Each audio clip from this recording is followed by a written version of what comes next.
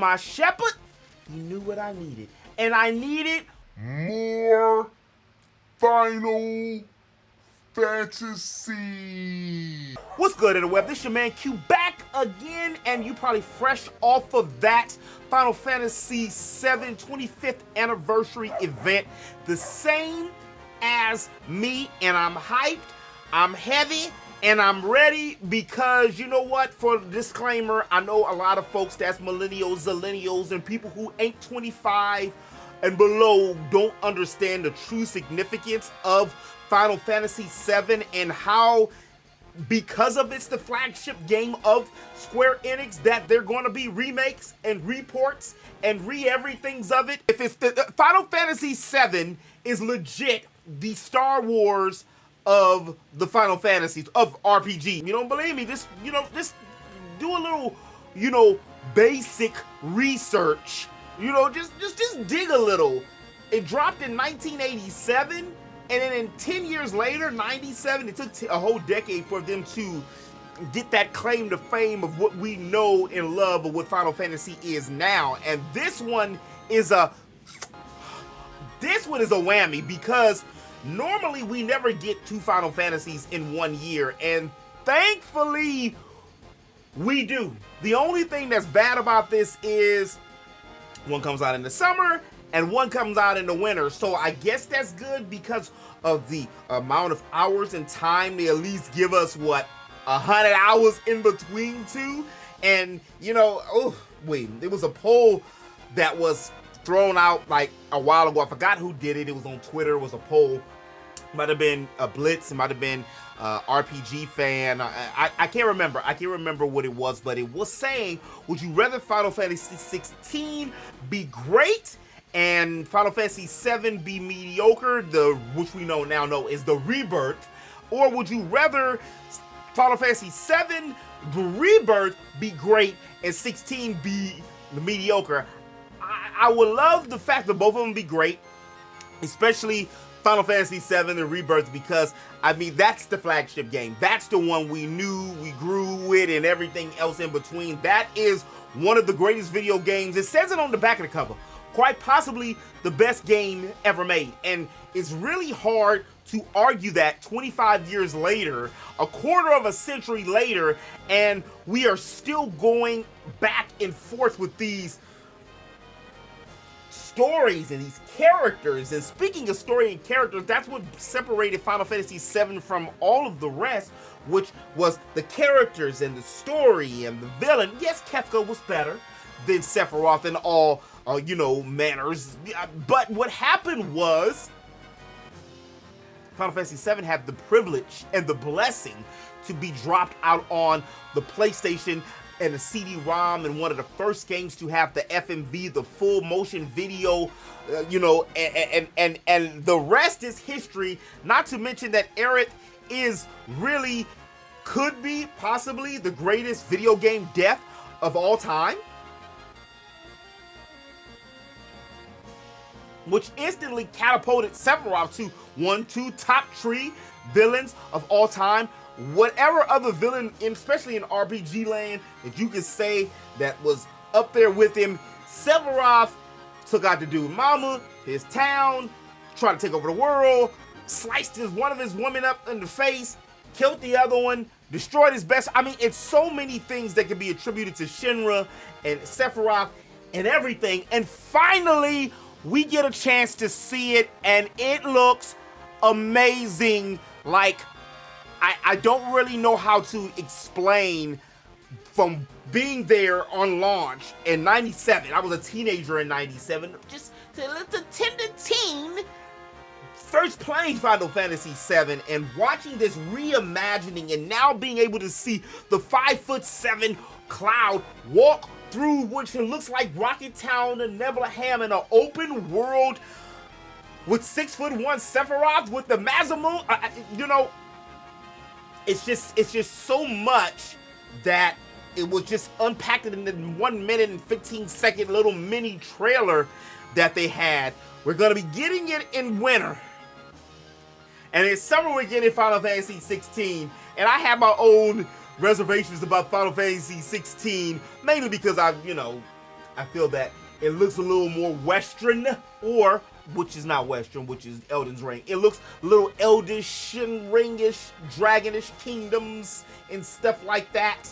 That I feel that everybody and their grandmama did with it RPGs. Like I'm like, what's new? What's new? But after reevaluating and re-going back to the trailer again, 16 is gonna be amazing as well. But if I had to choose the two, it would definitely be 7, just because of that main reason. It wasn't medieval. The same thing with 6, and I think that that's what separated Final Fantasy 7, especially during that time, you know, from the, you know, not only its predecessors, but all of the other RPGs like Beyond and Breath of Fire and A Secret of Mana and everything that had to do with kingdoms. Final Fantasy 7 was like a neo, you know, realistic story. Like this, we're not too far off from things that's happening with Final Fantasy. Honestly, oil is Mako. We just, if we absorb it, we gonna die. We're not gonna, you know, become soldiers. So don't go out there and try to do that. But Final Fantasy 7 is, and I'm just excited. I don't know what else to say. Honestly, what else can I say? What else can I say? I'm the little bit we got, I'm excited about. Then we even got some of the video game, not video game, the cell phone game stuff, season 3 from the first Soldier, the FPS Android Apple game that they got a brother on there now. I think you can make a brother, you can make a black person on the game. That might make me wanna download that thing. I thought I was the only way I was gonna get a black person as a lead in Final Fantasy if I made. But along with that, we're gonna finally get a new Crisis Core, which we're probably getting Final Fantasy 7 Rebirth because they didn't decide to add the whole Crisis Core thing to it, which I'm glad, but then I'm not. Like, I'm glad we're gonna be re-getting it because it's gonna be on every platform.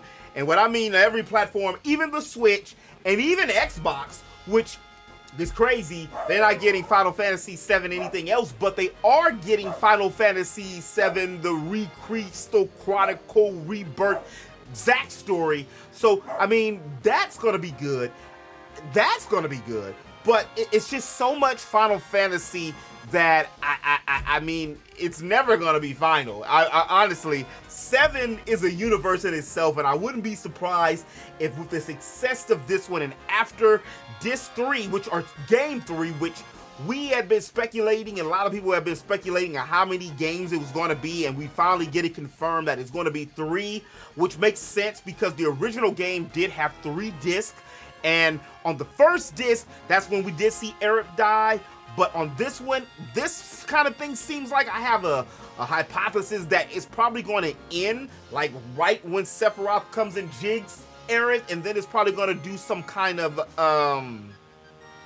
like little weird, the end of the game for the remake, FF7R. You know how where we seen some cameos and some new Trunks like quasi-dimension, what's real, what's fake type of things. And we even alluded to this inside of the trailer when it was Eric talking, and then even Tifa questioning Cloud like, hey bruh, what, you don't think I'm me? Because of the 6-pack? But I'm excited. Final Fantasy 7, if it were not for Chrono Trigger, Final Fantasy 7 by all rights would be my favorite game. It was my first Final Fantasy, not the first one I played, but the first one I played and beat. 6 was actually my first one, but I had to give it back to the homeboy who let me borrow it, and I continued to beat Chrono Trigger. So who knows what world it would be, if those two things, would have been different. But I'm excited. It's so much to be unpacked, and there's so much that we got, and there's so much that I want to see. I want to see that Shinra beta snake, the Shinra snake. I want to see how we're gonna ride on the chocobos, since we've seen a realistic version of chocobos on 14, and on 15, I want to see what Gold Saucer is. Is that what we're gonna get to on Gold Saucer? We already see you. Are we gonna have the chance to get the whole entire party? And if they're doing just this game, and if they're doing 3, and we got to, you know what, the edge of Midgard, everything with the first game, then what are we gonna get for the second? What's the cutoff? And are they gonna drop DLC? Well, everybody's dropping DLC, so I'm sure they're gonna drop DLC and another intermission type integrate game in between. Woo! And we gonna buy it because I mean, it's Final Fantasy. As much shit as I talk about 16, to me, kind of resembling Elden's Ring and Skyrim a little bit with the palette and some of the battle system things. I'm gonna buy it and put over 100 hours in. That's just, you know, that's just what I do. But let me know, interweb, in the comment section. Are y'all excited? What do you think? Are y'all hyped up, or are you tired of Final Fantasy? I'm obviously not tired of Final Fantasy 7. I feel like it's, you know, and Final Fantasy in general, you know, it's just the gift that keeps on giving, especially 7. I mean, because it's kind of like you can't really go wrong. I mean, you could, but the story's already there. So, you know, I think it's a bigger, you know, thing where 16 could go wrong than 7, the Rebirth, can go wrong. But I'm hyped. I'm excited about it. I want to see how Sephiroth plays in the party. I'm waiting till we get to Junon and we get a chance to see. So are we going to see any of the weapons? Is Scarlet going to be there? Like, oh, well, we know she there from, you know, Yuffie's, you know, story, but it's so much. I was expecting something, but I didn't know we were going to get all this. And believe it or not, it was only like a 14-minute showcase. But let me know what y'all think. What's happening? What's happening? Is Aerith really dead? She might not be. For the longest time, I wasn't being legit or for real with myself either, because that was a part of me. And even though I was doing it in secret. And then it just hit me. And that's when it hit me. And that's when I became a geek. Finally, the sleeper has awakened. I am the prince of all geeks once again.